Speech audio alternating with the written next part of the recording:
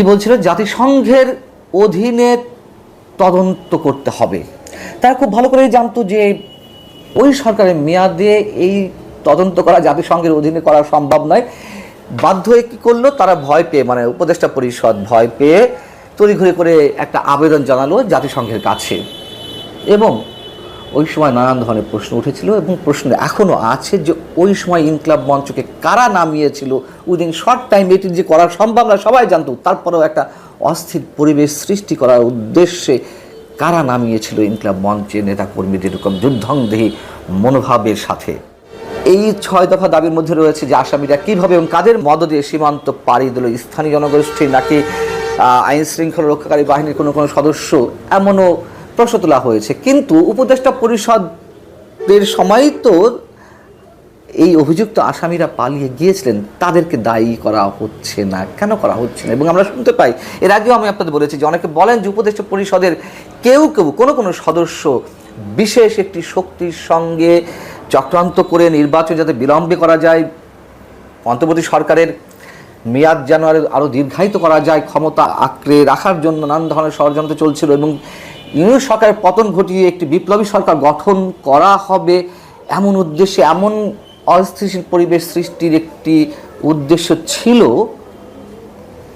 যার মাধ্যমে এবং যেই প্রক্রিয়ার অংশ হিসেবে হাদি হত্যাকাণ্ড নিয়ে একটা তুমুল অস্থিরতা সৃষ্টির চেষ্টা করা হচ্ছিল।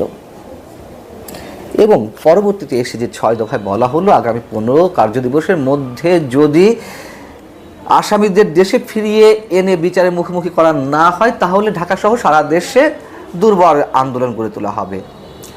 এখন তারেক রহমানের নেতৃত্বে যে বিএনপি সরকার, সেই সরকারকে অস্থির করতে সংসদ এবং সংসদের বাইরে কারা হুঙ্কার হুঁশিয়ারি ছাড়ছে 1 মাস যেতে না যেতেই সরকার গঠনের, তাও তো আমরা জানি। সরকার গঠনের 1 মাস পর এসে হাদি হত্যাকাণ্ডের বিষয়টি নিঃসন্দেহে নতুন করে অনেক কিছুর মোড় ঘুরিয়ে দিচ্ছে রাজনীতিতে।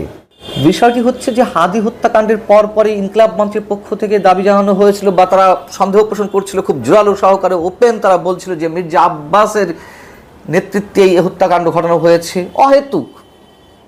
আমরা সবাই জানি কীভাবে মির্জা আব্বাসকে চরম মানসিক একটা যন্ত্রণার মধ্যে রাখা হয়েছিল, তাকে আক্রমণ করা হচ্ছিল, মব ক্রিয়েট করা হচ্ছিল তার উপরে, সেই সব বিষয় আমরা জানি। আবার আমার হচ্ছে যে আওয়ামী লীগ করিয়েছে, ফ্যাসিবাদী দল আওয়ামী লীগ এই হত্যাকাণ্ডের সঙ্গে জড়িত।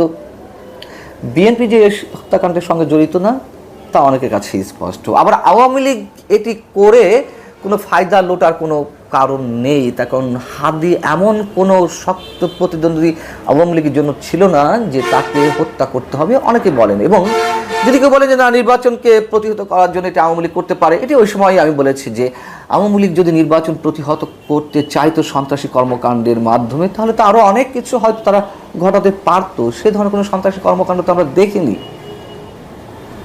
তাহলে কোন বিশেষ শক্তি আর বাকি থাকছে নানান ধরনের ষড়যন্ত্রের জাল বিস্তারের জন্য হাতিকে হত্যা করতে পারে?